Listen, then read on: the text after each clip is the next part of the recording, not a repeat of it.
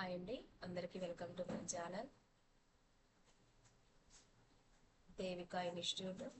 ఈరోజు మనము జాతీయ విద్యా విధానం 2020లోని చూద్దాం.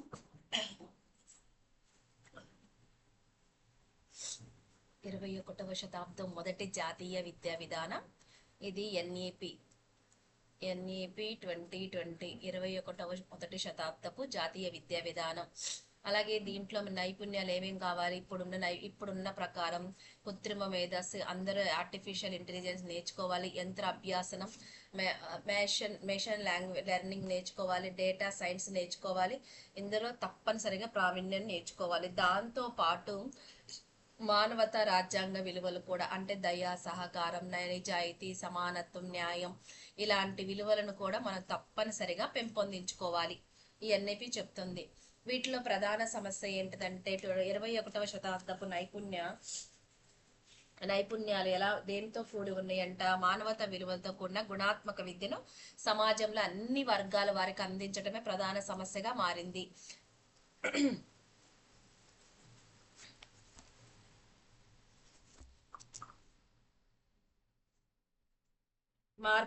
మార్పులు ఎలాంటి మార్పులు తీసుకొని వచ్చింది అంటే, పూర్వ ప్రాథమిక విద్య, పాఠశాల విద్య, ఉన్నత విద్యల్లో విస్తృతమైన మార్పులు తీసుకొని వచ్చింది. అవి ఏంటిది అంటే పాఠ్య, సహపాఠ్య, వృత్తి విద్య, సాధారణ విద్య అని విడిగా ఉండవు. ఇంతకుముందు అవి విడివిడిగా ఉండేవి, ఇప్పుడు అవి అన్ని విడివిడిగా లేవు.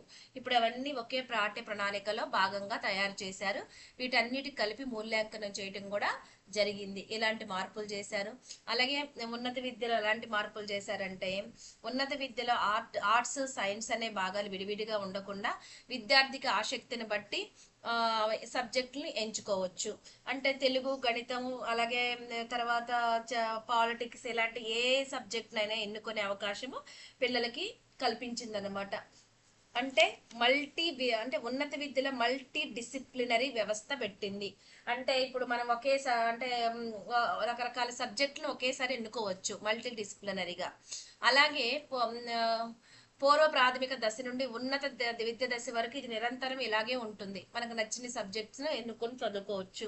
అలాగే భారతీయ భాషలకు అన్ని స్థాయిల్లో పెద్దపీట వేయబడింది. అంటే బహుభాషా తత్వము. ఇంతకు ముందు త్రిభాష సూత్రం ఉంది కదా, కొఠారి కమిషన్ వాళ్ళది. అంటే ప్రాంతీయ భాష ఒకటి, హిందీ, ఇంగ్లీష్ అనే ఉండేది. ఇప్పుడు అట్లా కాదు. భారతీయ భాషల కంటే బహుభాష తత్వం, కంపల్సరిగా 2 భారతీయ భాషలై ఉండాలి. అంటే ఒకటి ప్రాంతీయ భాష, ఇప్పుడు మనం తెలుగు ఉంది, తర్వాత ఇంగ్లీష్ అనేది విదేశీ భాష. కంపల్సరిగా ఇంగ్లీష్ కావచ్చు, ఫ్రెంచ్ కావచ్చు, ఏది నేర్పించే వాళ్ళు ఉంటే అది మనం సెలెక్ట్ చేసుకోవచ్చు. అలాగే ఇంకొకటి, ఇంతకుముందు హిందీ తప్పనిసరిగా ఉండేది, కానీ ఇప్పుడు అట్లా కాదు. ఇప్పుడు నేను కన్నడం నేర్చుకోవాలనుకున్నా, కన్నడం నేర్పించే వాళ్ళు ఉంటే అది తీసుకోవచ్చు, మలయాళం నేర్పించే వాళ్ళు ఉంటే నన్ను నేర్చుకోవచ్చు.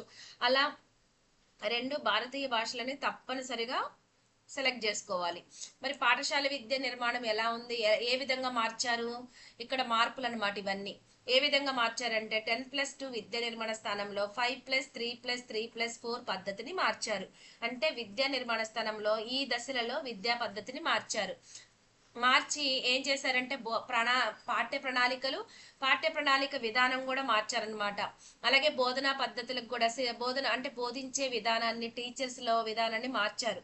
కానీ భౌతిక వనరులు మార్చవలసిన అవసరం లేదు. అంటే భౌతిక వనరు అంటే బిల్డింగ్లు కానీ, బెంచెస్ కానీ ఇవి మార్చకుండా, తరగతి బయట మార్చకుండా తరగతి లోపల సిలబస్ చెప్పే విధానాన్ని, పాఠ్య ప్రణాళికని మార్పులు చేశారనమాట. అలాగే ఇంకా ఏం మార్చారంటే 3 నుంచి 18 సంవత్సరాల వరకు సార్వత్రిక విద్యలో భాగంగా ఉంటుంది. ఇంతకు ముందు ఆర్టీఏ విద్యా హక్కు చట్టం 2009 ప్రకారం ఎలా ఉండేదంటే 6 నుంచి 14 సంవత్సరాల పిల్లలకి ఉచిత నిర్బంధ ప్రాథమిక విద్యను ఎలా ప్రవేశపెట్టారో ఇప్పుడు 3 నుంచి 18 సంవత్సరాల వరకు సార్వత్రిక విద్యలో భాగంగా చేశారు. సార్వత్రిక విద్య అంటే ప్రతి ఒక్కరికి చదువుకోవాలనే కోరిక ఉన్న ప్రతి ఒక్కరికి, కుల, మత, జాతి వైవిధ్యాలు, అలాగే అమ్మాయిలు, అబ్బాయిలు, ట్రాన్స్జెండర్లు, ప్రతి ఒక్క పిల్లవాడికి అందరికి అందుబాటులో ఉండే విధంగా ఈ సార్వత్రిక విద్యని మార్చారనమాట. ఇక్కడ 3 నుంచి 18 సంవత్సరాల పిల్లలకి విద్యని ఉచితంగా అందించటం పెట్టారనమాట. అవి స్టేజెస్ గా కూడా మార్చారు. పునాది దశ, ఫౌండేషనల్ స్టేజ్ 5 సంవత్సరాలు. వాళ్ళ వయసు ఎలా ఉంటదంటే 3 నుంచి 8 సంవత్సరాలు విద్య కొనసాగుతుంది. అంటే తరగతులు అంటే 3 ఏళ్ళు ఉంటాయి అన్నమాట. ఇవి ఏంటి అంటే పూర్వ ప్రాథమిక విద్య అంటే అంగన్వాడీ స్కూల్ అలా ఫ్రీ స్కూలు, దాంతో పాటు 1, 2 తరగతులు ఇక్కడే జరుగుతాయి అన్నమాట. 5 సంవత్సరాల విద్య. అలాగే ఇక్కడ ఎలా జరుపుతారంటే పాఠ్య ప్రణాళిక అనగా ఆటలు, కృత్యాల ద్వారా, బొమ్మలు గీసి చెప్పడం ద్వారా పిల్లలకి ఇక్కడ చదువు నేర్పిస్తారు. పూర్వ పాఠశాల దశలోనే విద్యార్థులందరికీ మధ్యాహ్న భోజనంతో పాటు ఉదయం అల్పాహారం అందించబడుతుంది. అంగన్వాడీలకు మంచి భవనాలు, బోధనాభ్యాసన సామాగ్రి, అంగన్వాడీ కార్యకర్తలకు శిక్షణ అందించబడుతుంది. ఈ పూర్వ ప్రాథమిక విద్యను ప్రాథమిక పాఠశాలకు అనుసంధానం చేసే ప్రయత్నం కూడా చేస్తున్నారంట. అలాగే పూర్వ ప్రాథమిక విద్యకు ఎన్సిఆర్టి ద్వారా జాతీయ పాఠ్య ప్రణాళిక చట్టం కూడా తయారు చేయడానికి చూస్తుంది. అలాగే రెండో స్టేజీ అంటే ప్రిపరేటరీ స్టేజ్, తయారీ దశ మొత్తం 3 సంవత్సరాలు ఉంటుంది. అంటే 8 నుంచి 11 సంవత్సరాలు. ఏమేం తరగతులు ఉంటాయి? 3వ తరగతి, 4వ తరగతి, 5వ తరగతులు. ఇక్కడ ఏమేం చేస్తారు? ప్రాథమిక సబ్జెక్టులు మాట్లాడటం, రాయటం నేర్పిస్తారు. మిడిల్ స్కూల్ దశ 3 సంవత్సరాలు ఉంటుంది. మొత్తం 11 నుంచి 14 సంవత్సరాలు. 6, 7, 8 తరగతులు ఇక్కడే బోధించబడతాయి. ఇక్కడ ఏమేమి ఉంటాయి అంటే సైన్స్, మ్యాథ్స్, సోషల్ వంటి సబ్జెక్టులను పరిచయం చేస్తారు. మాధ్యమిక దశ 4 సంవత్సరాలు ఉంటుంది. 14 నుంచి 18 సంవత్సరాలు. 9, 10, 11, 12 తరగతులు. విమర్శనాత్మక ఆలోచన, క్రిటికల్ థింకింగ్, నచ్చిన సబ్జెక్టులు ఎంచుకునే స్వేచ్ఛ ఇక్కడ కల్పిస్తారనమాట. అలాగే ఇక్కడ మెయిన్ ఇంకా ఏమొచ్చిందంటే సంక్షోభం. ఎందుకంటే అభ్యాసనంలో చాలా ప్రాబ్లమ్స్ వచ్చినాయి. చాలా మంది పిల్లలకి చదవటం కానీ రాయటం కానీ కనీసం గణిత ప్రక్రియ చేయలేని పిల్లలు 5 కోట్ల మంది ఉన్నారు. మినిమం అంకెలు నెంబర్లు రాయలేని పిల్లలు చాలా మంది ఉన్నారన్నమాట. అలాగే ప్రాథమిక అక్షరాస్యత, సంఖ్యాత్మకతపై శ్రద్ధ పెట్టింది. ఏంటిదంటే ఉపాధ్యాయులకు సాంకేతికతో కూడిన శిక్షణ దేని ద్వారా ఇప్పిస్తుందంటే జాతీయ పునాది అక్షరాస్యత సంఖ్యాత్మక మిషన్ నిపుణ్ భారత్ ద్వారా ఉపాధ్యాయులకి సాంకేతికత కూడిన శిక్షణ ఇవ్వబడింది. దేని మీద ఎక్కువ? ప్రాథమిక అక్షరాస్యత సంఖ్యాత్మకతపై శ్రద్ధ చూపెడుతుంది. అది national mission for fundamental literacy and numeracy Nipun Bharat ద్వారా వీళ్ళకి శిక్షణ ఇస్తున్నారనమాట.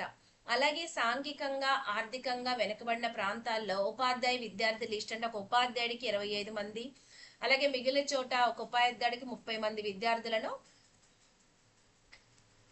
కూడిన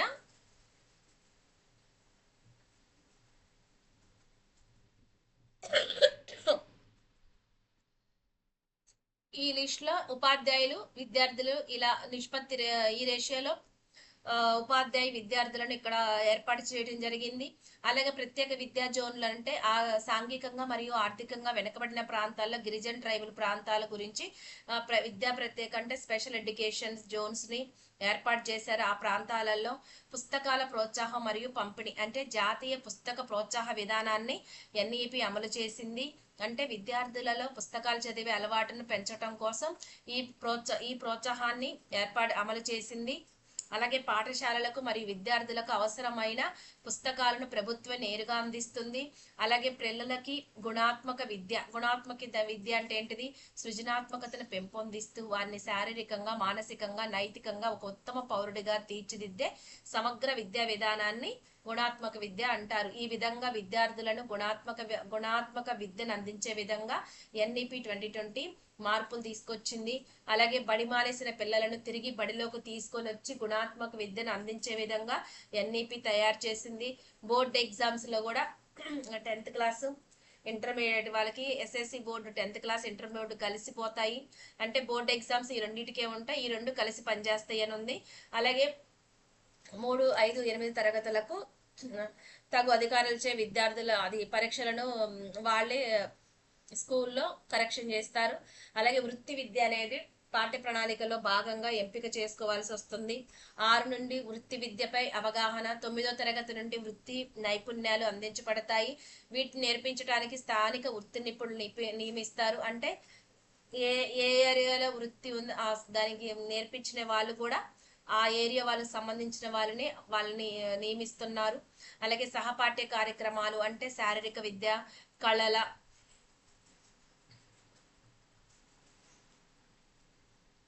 కళలు ఆర్ట్స్ కూడా పాఠ్య ప్రణాళికలో భాగమే. వీటిని కూడా మూల్యాంకనం చేయటం జరుగుతుంది. స్థానిక కళాకారులే నియమించటం జరుగుతుంది. పాఠ్య ప్రణాళికలో విషయ భారాన్ని తగ్గించి మౌలిక అంశాలను ప్రాధాన్యత ఇస్తుంది. అంటే అనవసరమైన తీసి ఏ విషయాలు పిల్లలకి అవసరమైతాయో అలాంటి పాఠ్య ప్రణాళికనే తయారు చేస్తున్నారు.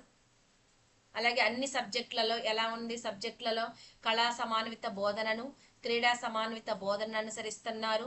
అలాగే అనుభవాత్మక అభ్యాసాన్ని పెంపొందించడం జరుగుతుంది అన్ని సబ్జెక్టులలో. కళా సమాన్విత అంటే ఏంటిదంటే పాఠ్యాంశాలలో బొమ్మలు గీయటం, నాటకాలు వేయటం, పాటలు పాడటం, నృత్యం చేయటం వంటి వివిధ కళారూపాలను విద్యార్థులకు నేర్పించటం.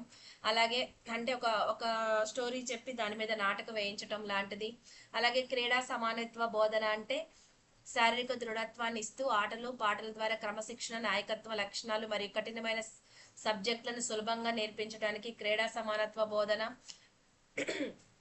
మాతృభాష వీలైతే 5వ తరగతి వరకు కనీసం లేదా 8వ తరగతి వరకు బోధన మాధ్యమంగా ఉండాలని చూశారు.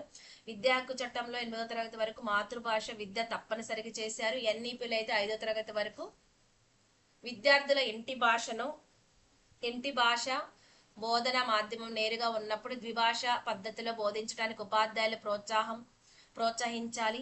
బలవంతంగా ఏ రాష్ట్రం పైన ఏ భాష రుద్దపడదు, ఇదే భాష నేర్చుకోవాలని రుద్దకూడదు.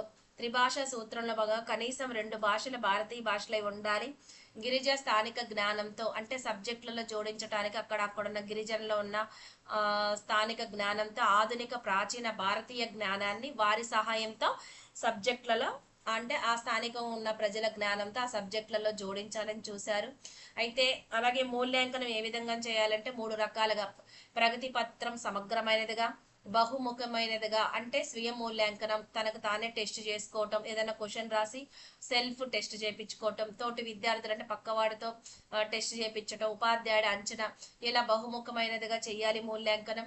ప్రగతిని ప్రతిబింబించేదిగా అంటే డే బై డే వాడి యొక్క డెవలప్మెంటింగ్ అంటే FA1లో కొన్ని ఎట్లా వస్తాయి, FA2లో ఎలా వస్తాయి అనేది డెవలప్మెంట్గా మూల్యాంకనం చేయటం. పరీక్షల యొక్క ఉద్దేశం ఏంటిదంటే అభ్యాసనాన్ని పెంపొందించడమే ముఖ్య పరీక్షల ఉద్దేశం. అది ఎలా ఉంటుంది అంటే జాతీయ స్థాయిలో కేంద్ర విద్యాశాఖ ఆధ్వర్యంలో జాతీయ మూల్యాంకన కేంద్రం ఫరాక్ స్థాపించబడింది. ఇది ఎలా పనిచేస్తుందంటే ఈ ఫరాక్ అనేది రాష్ట్ర బోర్డుతో కలిసి పనిచేస్తుంది, సమన్వయం చేస్తుంది. P అంటే పర్ఫార్మెన్స్, A అంటే అసెస్మెంట్, R అంటే రివ్యూ, అండ్ A అంటే analysis, A for analysis, K for knowledge, H for holistic development సమగ్రాభివృద్ధి.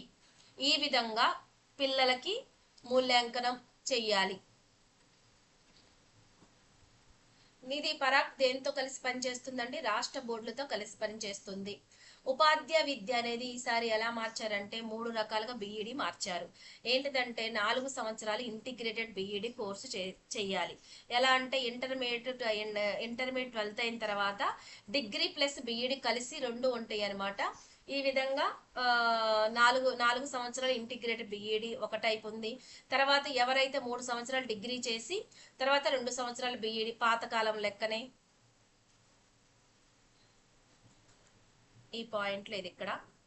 అలాగే 1 సంవత్సరం BEd ఎవరు చేయొచ్చు అంటే 4 సంవత్సరాల multi disciplinary degree. Multi disciplinary అంటే ఏంటిదంటే నచ్చిన సబ్జెక్టులు అంటే ఒక సబ్జెక్టులు కూడా దాంతో పాటు మ్యూజిక్ నేర్చుకోవచ్చు, వేరు కూడా నేర్చుకోవచ్చు అనమాట. ఇప్పుడు అలాంటివి కూడా ప్రవేశపెడుతున్నారంట. అలాగే ఒక సంవత్సరం PG పూర్తి చేసిన వారికి 1 సంవత్సరం BEd చేసే అవకాశాన్ని కల్పించారు. మరి వీళ్ళకి BEd D.Ed వాళ్ళకి పుస్తకాలు ఎవరు తయారు చేస్తారంటే పాఠ్య ప్రణాళికను పాఠశాల విద్యలో మార్పులకు అనుగుణంగా BEd DLD పాఠ్య ప్రణాళికలు మార్పు చేశారు. మనకు అనుగుణంగానే జాతీయ ఉపాధ్యాయ విద్యా ప్రణాళిక చట్టాన్ని NCFT national curriculum framework for teacher education, NCTE national council teacher educational సంస్థ సహకారంతో ఎన్సిఆర్టీ తయారు చేస్తుంది వీళ్ళ పుస్తకాలని. ఎన్సిటి ఎప్పుడు స్టార్ట్ అయిందంటే ఇది చట్టబద్ధ సంస్థగా 1993లో పార్లమెంటు చట్టం తర్వాత 1995 ఆగస్టు 15న ఇది పూర్తి స్థాయి చట్టబద్ధ సంస్థగా ఏర్పాటైంది. దీని హెడ్ క్వార్టర్ న్యూఢిల్లీ. ఉపాధ్యాయుల నాణ్యతను పెంచడానికి, టీచర్ ట్రైనింగ్ కోర్సులను క్రమబద్ధీకరించడానికి దేశంలో పనిచేసే అత్యున్నత సంస్థ ఏదంటే ఎన్సిటిఈ. మరి ఉపాధ్యాయులకు శిక్షణ ఎలా ఇస్తారంటే ప్రతి ఉపాధ్యాయునికి ప్రధాన ఉపాధ్యాయునికి సంవత్సరానికి 50 గంటలు శిక్షణ ఇవ్వబడను. అలాగే ఇప్పుడు మనకి ప్రమోషన్స్, వృత్తి పురాభివృద్ధి ఎలా జరుగుతుంది? ఇంతకు ముందు ఎన్జిటి అంటే ప్రైమరీ స్కూల్ వాళ్ళకి హై స్కూల్కి వెళ్ళడానికి చాలా ప్రాసెస్ ఉంటుందంట. కానీ ఇప్పుడు ఎన్ఈపి 2020 ఏం చేసిందంటే వాళ్ళకి గనక సరైన క్వాలిఫికేషన్ ఉంటే ప్రాథమిక దాంట్లో నుంచి హయ్యర్కి ఎలా ఈజీగా వెళ్ళే విధంగా వృత్తి పురోభివృద్ధి ఒకే పాఠశాల దశలో సాధ్యపడే విధంగా ఏర్పాటు చేసిందంట.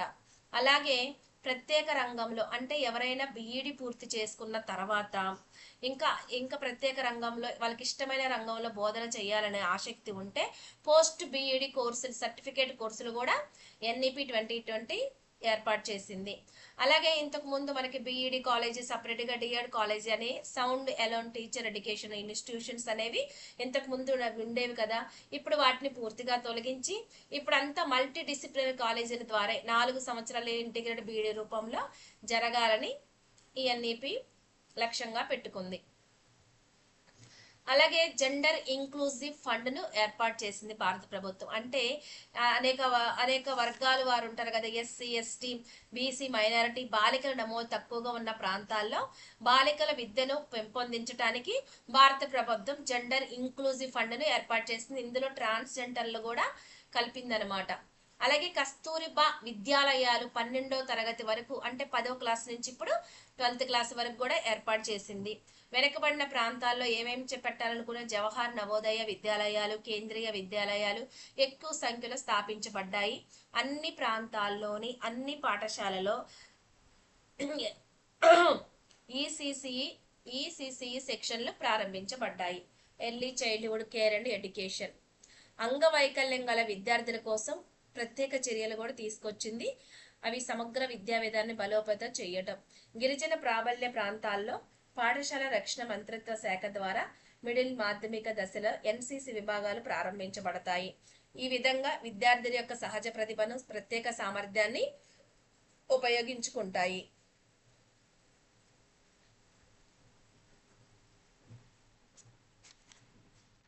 ఇంకో పార్ట్ ఉందంటే పాఠశాల సముదాయం, ఉన్నత విద్య, అంతర్జాతీయకరణ, వృత్తి విద్య, వయోజన విద్య, సాంకేతిక అనుసంధానం.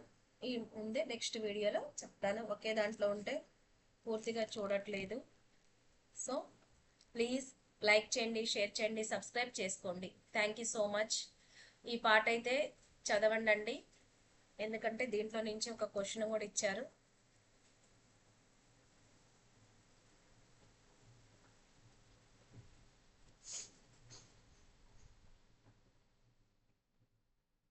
జాతీయ విద్యా విధానం 2020 మరియు జాతీయ ఐక్యతను పెంపొందించడానికి 3 భాషల నియమాలతో ముందుకు వచ్చింది. ఏంటిదంటే ఇక్కడ బహుభాషావాదం. ఇప్పుడు జాతీయ విద్యా విధానం ఏ వాదంతో వచ్చేసింది? ఇంతకు ముందు త్రిభాష సూత్రం ఉంది కదా, ఇప్పుడు బహుభాషావాదం అని ఉందన్నమాట. సో ఎలాంటి బిట్స్ ఇస్తారో హోప్స్ ఉన్నాయి, చూసుకొని చదవండి. Okay, thank you so much.